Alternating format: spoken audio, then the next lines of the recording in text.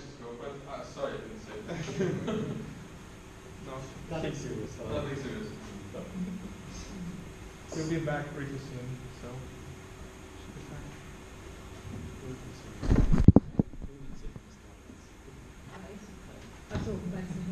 So instead of life, we get noise.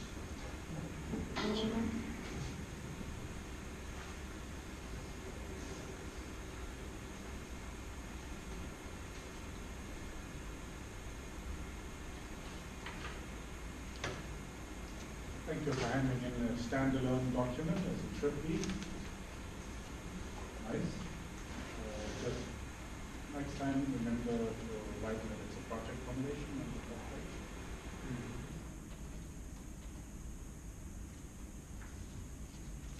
Small detail. Just run through what I have. I come very quickly to delimitations. So now for the fourth time today.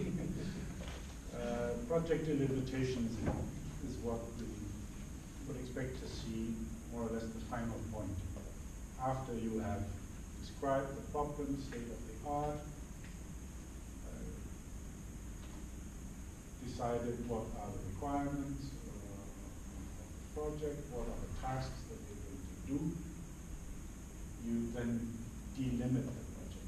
It's not limitations, it's a delimitation of the project. So it's basically knowing all that we know now, having committed to all that you're committed to doing and solving, you make sure that you're not committing to too much. So you write delimitation saying, just very perfectly clear, this is not going to do this, that. You do some calculations, it will be limited to so and so and so. Delimited to so and so and so. That is a delimitation. So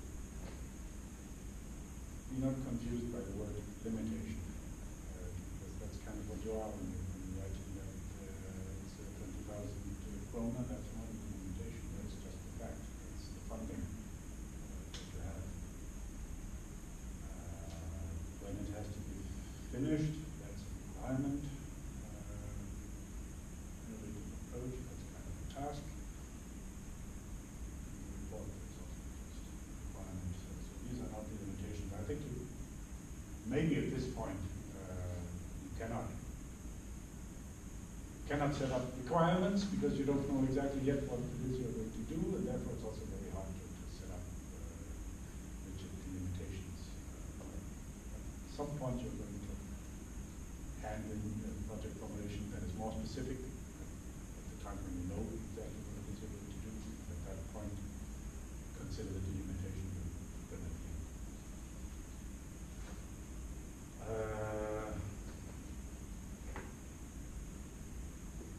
Yes, that is pending. No comment on that. You have state of the art, and you put in a lot of facts there. Remember to put in references where you have those numbers from. I don't know why you state emissions in dollars. Nice if you put that in krona, since we're in Denmark. Or euro. But remember the references, and then okay, you have the state of the art. I would like to also see some sort of evaluation of the state of the art. Okay, we have this, okay, so is it doing a good job? Is it, how do you know whether there's basis for something new if you don't make up your mind whether the state of the art is satisfactory or not? Maybe see if you can somehow evaluate or point out the weaknesses of those. Teaching position quantity is coming soon. Methodology at this stage sounds fine to me. It's not a Gantt chart, it's a Gantt chart. And you should put the Gantt chart. This is not a Gantt chart, this is the data for the Gantt chart. So you should actually show the chart. I think you don't know, so I can't see.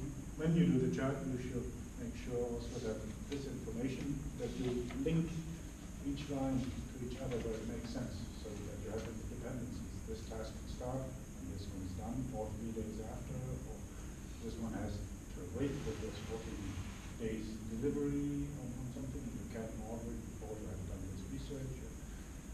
That's the way that you make actual use of a Gantt chart, not just to please us, but to actually use it as a management tool, time planning tool. The budget, I have no idea what that means. Overleaf, Asana, and what is Overleaf and Asana? Software. Huh? It's just software we will use. Ah, To manage. Yeah. cost 100, quantity 5, so 5 licenses, Yeah. or? Asana is the name of the software? Yeah. What kind of software is It's it? for team management. Team management software. Yeah. So you can assign some tasks. You can control them. You can write comments. You have a calendar. So it's like very great for organization of the team. Okay. Okay, It's- but it's- there it's are a yoga also posture. several You know? free software. It's free. Oh, okay, it is. Yeah, but it's free. But if you want to use it for a big group, then you should pay for it. So it's like it's limiting a little bit you, but it's great. I mean, it's worth it to pay this 100 krona. Okay, and you can make a detailed plan. Yeah. Preparing for budgets. The organization chart, it's atypical, very creative.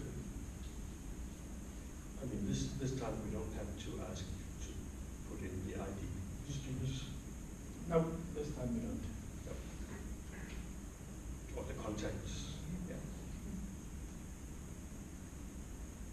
But who is responsible for finances and planning?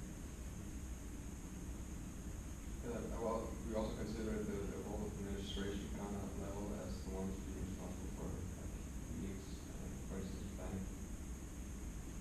The budget, we kind of arranged that was the deal. Yeah, it's included in the CEO responsibilities Yes. in our case. Yeah, we just wanted to. It should be on the. Yeah, it is. Okay, to do, Okay. So the CEO is doing the entire business part of it? No, just a budget. That's The fine. the budget Yeah, out? by the budget.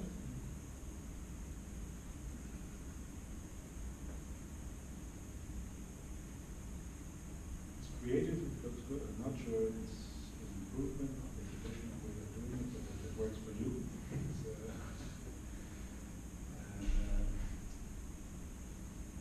all responsibilities and chain of command and so on, clear for this to everybody? And is everybody in there, the entire group is engaged? No, we still need to specify out the electronics and, software programming parts. Okay, So we're gonna assign people to that. Yeah, it will come later on when Yes. you'll have a product to work on. We'll assign. Okay, just when you make an organization, Yeah. make sure that everybody is mentioned. Yeah. Some may not know where they belong, and some may be insulted.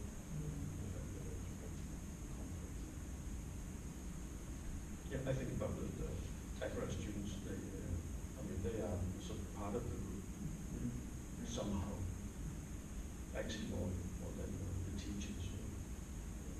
So they should also be using. That's why I have this one.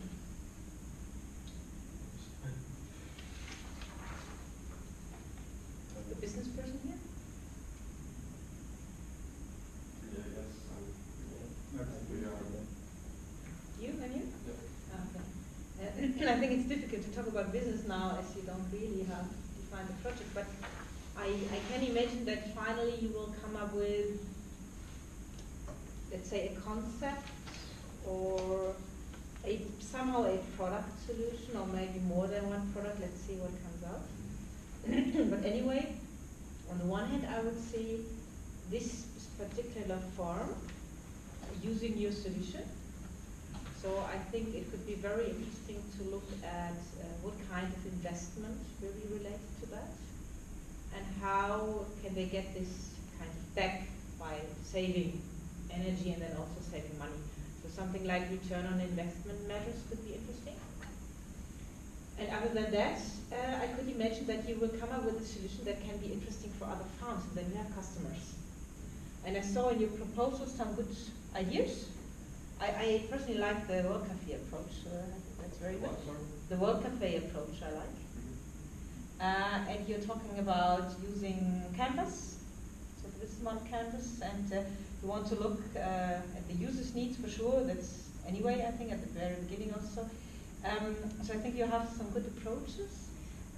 Let's see how that develops, but I think you could also just consider a business plan.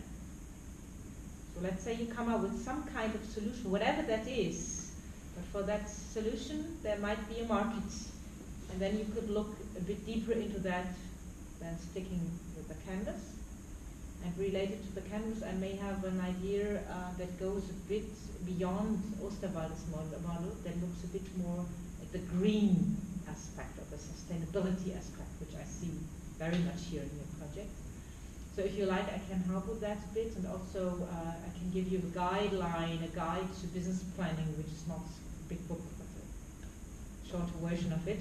And I think you should also focus on a condensed business plan, because I think the project has a lot of tasks that go beyond the business side, but I think it would be good to have a little bit more than just focusing on this Canvas tool.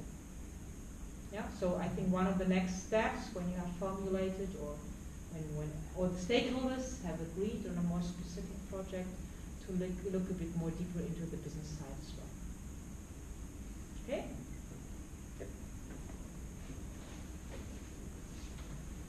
I was